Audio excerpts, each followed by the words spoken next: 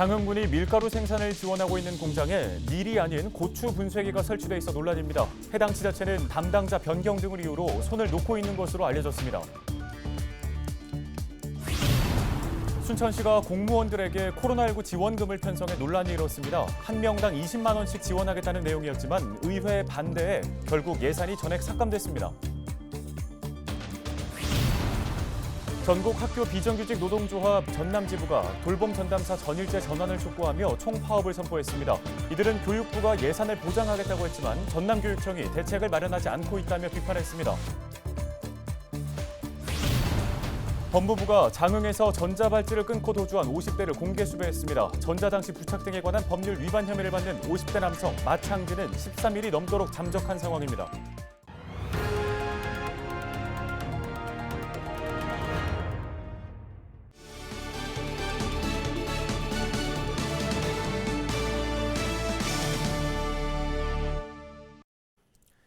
여러분 안녕하십니까? 헬로티비 뉴스 시작합니다. 전남의 한 지자체가 지역에서 생산되는 밀을 가공해 밀가루를 생산할 수 있도록 지원하고 있는데요. 그런데 공장에는 밀가루 분쇄기가 아닌 고추 분쇄기가 설치돼 있다고 합니다. 해당 지자체는 담당자 변경 등을 이유로 모르쇠로 일관하고 있어 논란도 예상됩니다. 송효창 기자의 단독 보도입니다. 장흥군 대덕읍의 한 마을. 이곳에는 몇 년째 가동조차 하지 못하는 공장이 자리 잡고 있습니다. 이유가 뭘까? 우리가 농가에서 어려운 시설을 해야 되지 않습니까? 이것 따지고 저것 따지고 그러버리니까 농가에서 어려운 취업 사업을 할 수가 없죠. 공무원들은 자기가 담당하다가 자리만 끝나보면 끝나더라고요. 그러니까 그게 문제가 있어요. 끝까지 책임을 져야 되는데 끝까지 책임이 없어요. 지난 2015년 국가보조사업으로 선정된 이곳은 2016년 2억 5천만 원의 예산을 지원받았습니다.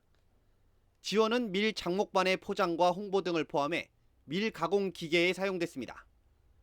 특히 공장에 들어선 밀 가공 기계의 경우 1억 6천만 원이 들어갔는데 문제는 이 기계가 밀가루 생산이 안 된다는 것.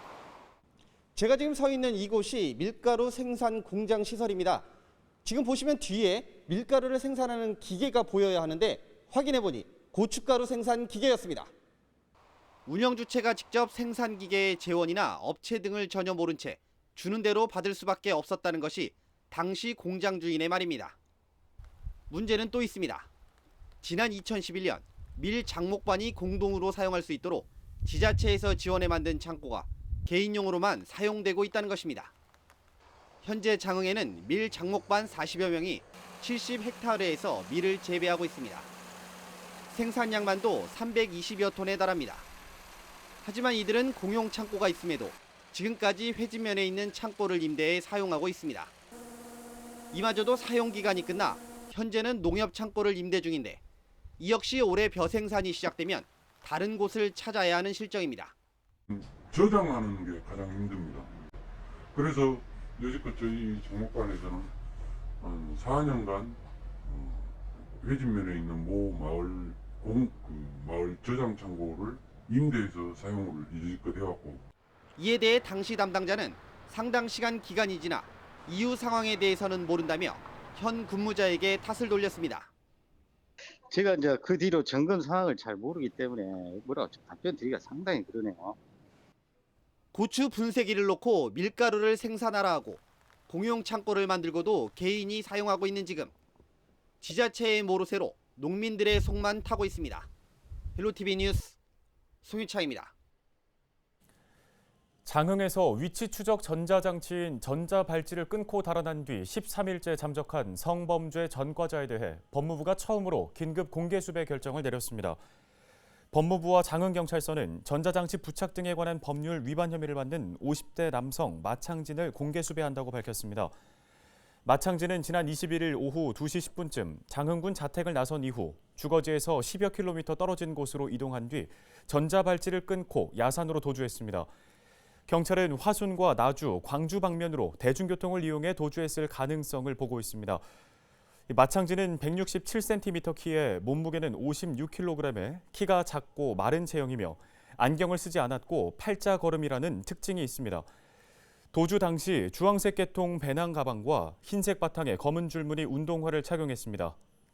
한편 마창진은 지난달 말 20대 여성을 성폭행한 혐의로 고소당해 수사를 받고 있었습니다. 앞서 지난 2011년에는 미성년자를 성폭행한 혐의로 징역 5년형을 치른 뒤 전자발찌를 착용해왔습니다. 영암의 한 갯벌에서 피살 사건과 관련된 것으로 추정되는 시신 한 구가 발견됐습니다. 경찰은 1일 낮 2시 40분쯤 영암호 인근을 수색하는 과정에서 시신을 갯벌에서 발견해 수습한 뒤 신원을 파악하고 있습니다. 경찰은 지난 15일 전남 무안의 한 숙박업소에서 60대 남성이 30대 여성을 살해한 뒤 시신을 유기한 것으로 보고 영암과 무안 일대에서 수색을 벌여왔습니다. 다음 소식입니다. 순천 세무서 기숙사에서 화재가 발생해 5명이 긴급 대피했습니다. 순천 소방서는 1일 밤 8시 9분 연향동 세무서 기숙사 지하실에서 화재가 발생했다는 신고를 접수하고 긴급 출동했다고 밝혔습니다. 이 불로 건물 안에 있던 5명이 옥상으로 대피했으며 모두 구조돼 인명피해는 발생하지 않았습니다. 소방당국은 화재 진압을 완료하고 정확한 화재의 원인과 피해 규모를 조사하고 있습니다. 전남에서 코로나19 확진자 13명이 추가 발생했습니다. 지역별로는 순천 4명, 나주 3명, 목포와 여수, 화순, 무안과 영광, 담양에서 각각 1명씩입니다. 신규 확진자 대부분은 기존 확진자의 지인이거나 가족 또는 직장 동료 등으로 접촉 이력이 확인됐습니다. 방역당국은 역학조사와 함께 추가 감염 차단에 주력할 방침입니다.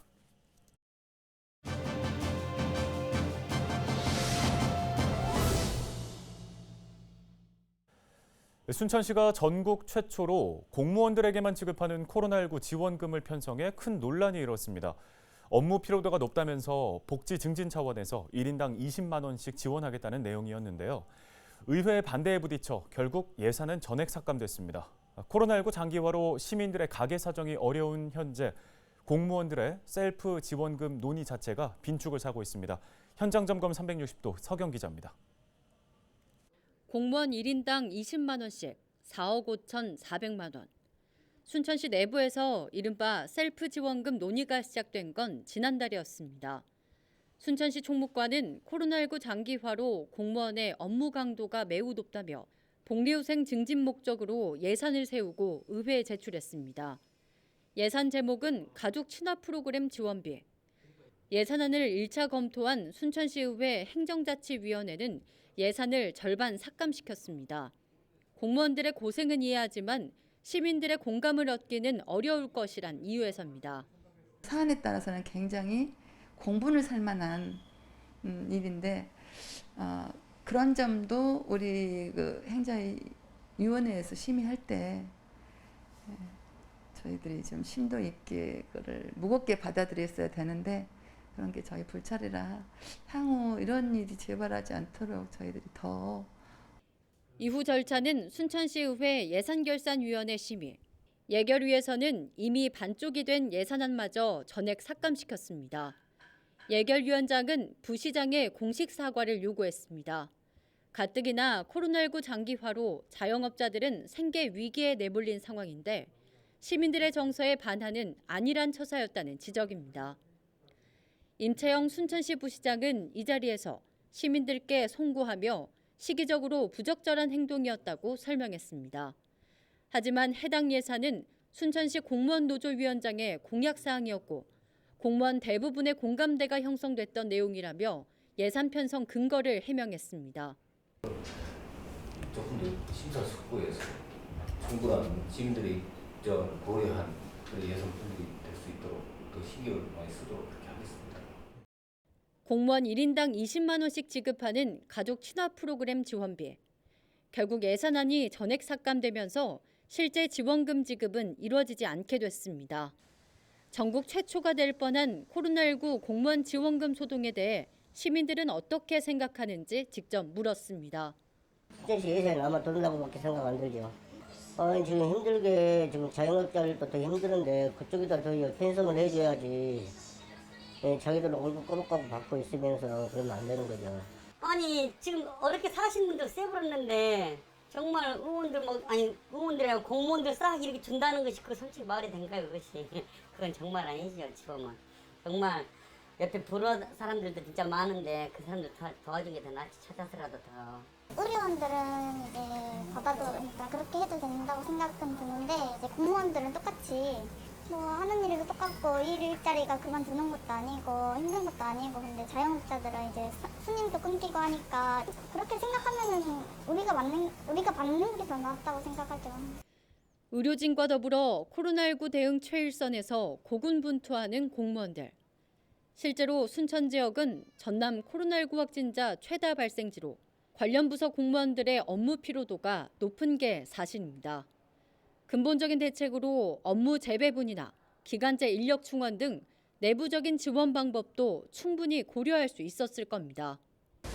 시기에도 정서에도 반하는 예산안 논란. 전국 최초 코로나19 공무원 지원금 논의는 결국 없던 일이 돼버렸습니다. 또 한편으론 공무원들의 성실한 노고가 잠시나마 20만 원쯤으로 치부돼 버린 건 아닌지 큰 아쉬움이 남습니다. 현장 점검 360도 서경입니다. 전국 학교 비정규직 노동조합 전담지부가 돌봄 전담사 전일제를 위한 총파업을 선포했습니다.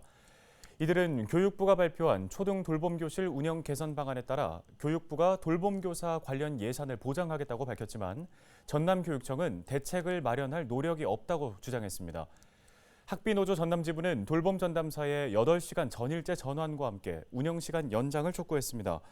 또 오는 9일부터 전남 428개 학교 700여 명의 돌봄 전담사들이 총 파업에 돌입하겠다고 밝혔습니다.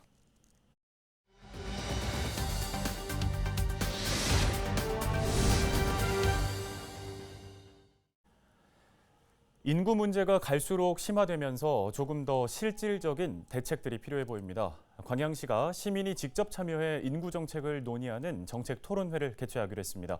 시민이 정책을 만들어가는 의미 있는 시간이 될 것 같은데요. 관련해서 광양시 전략정책실 정승재 인구정책팀장과 자세한 이야기 나눠보겠습니다. 팀장님, 안녕하십니까? 안녕하세요. 광양시청 전략정책실 인구정책팀장 정승재입니다. 네, 최근에 우리 지역뿐만 아니라 전국적으로 인구 감소에 대한 우려의 목소리가 높아지고 있습니다. 사실 광양시 같은 경우에는 이 인구 평균 연령이 전남에서는 그래도 가장 젊은 도시인 걸로 알고 있는데요. 어떤 고민이 있는 겁니까? 네, 광양시는 2020년 말 기준 시민 평균 나이가 41.6세로 전남 22개 시군에서 가장 젊은 도시입니다. 하지만 3대 인구 리스크인 인구 감소, 지역 소멸, 초고령 사회가 전국적으로 본격화되면서 우리 시도 인구 관리에 대한 중요성이 부각되고 있는데요. 이러한 인구 문제를 각계각층의 시민이 직접 참여하여 해결 방안을 찾고자 이번에 토론회를 마련하게 되었습니다. 네, 인구 정책과 관련해서 오는 9일에 토론회가 진행된다고 들었습니다. 어떻게 진행되는 건지 자세한 소개도 해주시죠. 네, 이번 정책 토론회는 인구 플러스 청년의 답이 있다라는 소주제로 광양 시민의 참가 신청을 받아 원탁 토론 방식으로 진행되는데요. 토론 주제는 정주 여건 개선, 아이 양육, 청년 자립과 은퇴자 노후 활력 등 4개 분야이며 대통령 직속 저출산 고령사회위원회 분과위원과 함께 광주전남연구원 관계자, 전문 퍼실리테이터가 참여하는 이번 정책 토론회는 인구 정책에 관심 있는 광양 시민이면 누구나 참여하실 수 있습니다. 네, 시민과 전문가가 함께 토론한다고 하니까 조금 더 실질적이고 실효성 있는 정책 아이디어가 나올지 기대가 됩니다. 팀장님, 앞으로 관련해서 어떤 계획 더 세우고 계십니까? 네, 이번 정책 토론에서 나온 시민들의 의견은 관련 부서의 검토를 거쳐 내년도 시 맞춤형 인구정책 시행계획에 반영할 계획입니다. 정책 당사자인 시민이 직접 정책 과정에 참여하는 의미 있는 시간이 될 수 있도록 많은 관심과 참여 부탁드립니다. 네, 관련 도움 말씀은 여기까지 듣겠습니다. 고맙습니다. 요즘 물가가 많이 올랐습니다. 장보기가 겁날 정도라는 소리까지 나오는데요. 8월 한 달 동안에만 소비자 물가가 2.6% 올랐습니다. 특히 채소와 과일, 또 고기값은 7.8%나 뛰었습니다. 이제 추석이 코앞인데 코로나19도 수그러들지 않아서 풍성한 한가위 누릴 수 있을지 벌써부터 걱정입니다. 뉴스는 여기서 마무리 짓겠습니다. 고맙습니다.